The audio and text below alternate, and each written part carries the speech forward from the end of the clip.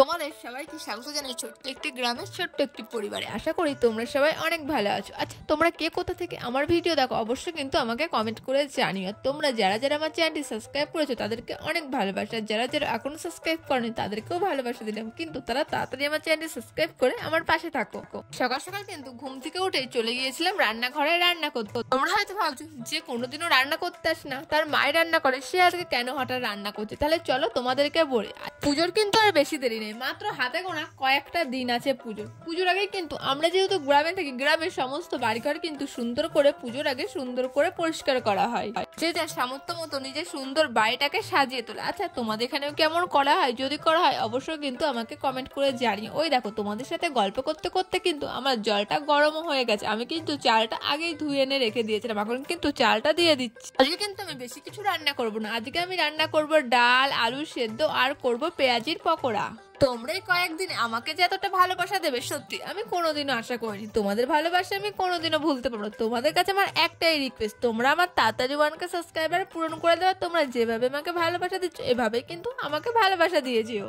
আমি কিন্তু তোমাদের কমেন্টগুলো রোজ দেখি, তোমরা এত সুন্দর সুন্দর কমেন্ট করো। সত্যি অনেকে ভিডিও করে অনেক কিছু বলে, তোমরা যারা যারা ভিডিও করো তারা সবাই জানো ভিডিও করে না তো আমাদের অনেক কথাই শুনতে, কিন্তু সেই কথাগুলো শোনার পরেও যখন দেখি তোমরা সুন্দর সুন্দর কমেন্ট করছো, সত্যি তখন তোমাদের কমেন্টগুলো পড়েই না মনটা অনেকটা ভালো হয়ে যায়। এখন মনে হয় যে যা বলছে বলুক, আমার তো ইউটিউবে কত ভালোবাসার মানুষ আছে, তারা তো আমাকে সুন্দর সুন্দর কমেন্ট করে, তারা আমাকে সাপোর্ট করে, তাদের জন্য তো আমার ভিডিও করতেই হবে। তোমরা তো সবাই জানো আমি গ্রাম থেকে ভিডিও করি, আমার বাড়ি একদমই একটা গ্রামের ভিতরে, তো সেই জন্য কিন্তু আমাদের এখানে কাঠের জালে রান্নাটা বেশি হয়, উনুনেই রান্নাটা বেশি হয়।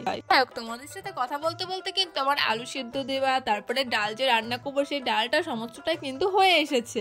এই দেখো, যে পকোড়াগুলো ভাজবো তোমাদেরকে বললাম, ওটা কিন্তু আমি ডাল ভিজিয়ে করবো, সেই জন্য কিন্তু ডালটা সুন্দর করে শিলনোড়ায় বেটে নিয়েছি। সে যে যাই বলে, শিলনোড়ায় বাটা মশলাটা কিন্তু খেতে সত্যি অনেকটা টেস্টি লাগে। আমার মা কিন্তু মিক্সচারে মশলা করে না, আমার মা কিন্তু শিলনোড়ায় সমস্ত রান্নার মশলা করে। আমার মাথা বলে মিক্সির মশলার রান্নাটা খেতে অতটা টেস্টি লাগে না যতটা টেস্টি লাগে শিলনোড়ায় বাটা মশলা দিয়ে রান্না খেতে। ডালটা পেস্ট করে নিতে কিন্তু আমারও বেশ ভালোই লাগছিল, কতটা সুন্দরভাবে করছি দেখেছো। আর এইটা করে নিয়ে তারপরে অবশ্যই তোমাদেরকে দেখাবো আমি কতটা ভালোভাবে করেছি। জানি না তোমরা কতটা বুঝতে পারছো। আর জানো তো, আমাদের এখানে তো জল ঢুকেছিল, বন্যা হয়ে গেছে, সেই ভিডিও তো আমি তোমাদের সাথে শেয়ার করেছিল। জলটা কিন্তু একটু একটু করে কমছিল, আবার জানো জল ঢুকছে, জানি না এরপরে কি হবে। এরপরে আমি ঠিকঠাক ভিডিও দিতে পারবো কিনা আমি এটাও জানি না, কিন্তু আমি আমার সাধ্য মতো ভিডিও দেওয়ার চেষ্টা করব। আচ্ছা, তোমাদের রান্না করতে কেমন লাগে অবশ্যই কিন্তু আমাকে বলো। আমার কিন্তু রান্না করতে অতটা ভালো না, কিন্তু কি করব, আজকে মা যেহেতু একটু ব্যস্ত, সেই জন্য আমি যেটুকু পারি সেটুকুই কিন্তু আমাকে রান্না করে দিতে হবে। আর কয়েকদিন ধরেই তো বৃষ্টি নেমে আছে, বৃষ্টি তো কমার কোনো নাম নেই। আচ্ছা, তোমাদের ওখানেও কি আমাদের মতন বৃষ্টি হচ্ছে? সত্যি বৃষ্টির দিনে কিন্তু মনটা একদমই ভালো লাগে না, সারাদিন ঘরের ভিতরে বন্ধ হয়ে থাকতে সেটা একদমই আমার ভালো লাগে না। আরে যে রিমি রূপা চ্যানেলের সাথে তোমাদের আর কি পরিচয় করাবো, তোমরা তো এদেরকে সবাই চেনো কম বেশি। এই যে রিমি, এইটুকু একটা বাচ্চা মেয়েকে ভগবান যে আর কত কষ্ট দেবে, এ কিন্তু সত্যি সত্যি বিএমটি করছে। তোমরা যারা যারা ভিডিও দেখো এবং দেখো নি এখনো দেখে আসো গিয়ে। ভেবেছিলাম এই নিয়ে আর কিছুই বলবো না, তো যে উদ্দেশ্যে আমার কথাগুলো বলা, তো চলো বলি তোমাদেরকে। এই থ্যালাসেমিয়া অনেক মা বাবাই কিন্তু বলছে বিএমটি করবো, এত টাকা লাগবে, অনেক টাকা, প্রচুর টাকার কথা বলছে, কিন্তু ওরকম কিছু না। তোমরা প্রমাণ ছাড়া কাউকে কিন্তু কোনো রকম ভাবে সাহায্য করো। আমাদের কিন্তু অনেকেই টাকা পয়সা দিয়ে সাহায্য করার মতন কোনো সামর্থ্য নেই। রিমি বাচ্চা মেয়েটাকে, যে মেয়েটা বিএমটি রুমে এখনো ভর্তি আছে, বিএমটি এখনো চলছে। তোমরা ওদের চ্যানেলে যাও, গিয়ে ওদের ভিডিওগুলো দেখো, যাতে ওখান থেকে ওদের একটু কিছু আর্নিং হয়।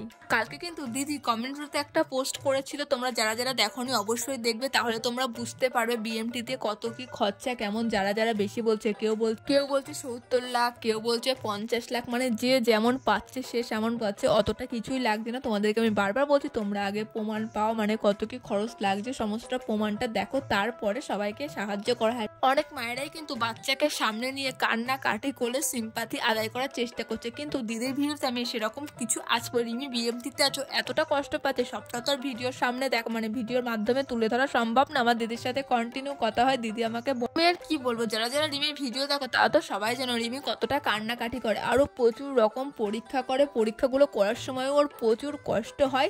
দিদি কিন্তু এইভাবে কোনোদিনও কারোর সামনে না কান্নাকাটি করেছে না কিছু বলেছে। দিদি কিন্তু সবসময় বলে থ্যালাসেমিয়া মা বাবাদের আমি পাশে দাঁড়াবো, সাহায্য করবো, হ্যাঁ, এবং দিদি কিন্তু সেটাই করছে। কিন্তু যারা এইভাবে কান্নাকাটি করে সিম্পাথি আদায় করে, এরকম মিথ্যে কথা বলে কিন্তু তারা প্রচুর টাকা তুলছে। আমি একটা কথাই তোমাদেরকে বারবার বলছি, তোমরা আগে সবটা দেখো, সবটা জানো, তারপরে তোমরা সাহায্যের হাত বাড়িয়ে দাও।